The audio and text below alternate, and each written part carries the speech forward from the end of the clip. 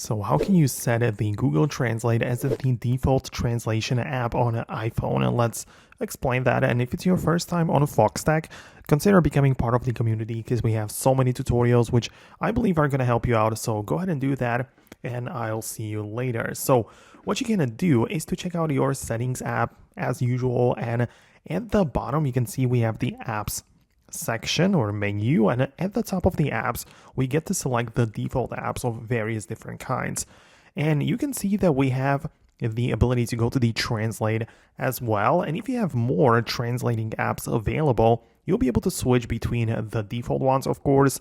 And in my case, I have the Apple Translate, which is labeled just translate, right? And we also have the Google one, so I can easily switch it to Google if I want to have that the default method of translating, right? So that's pretty simple.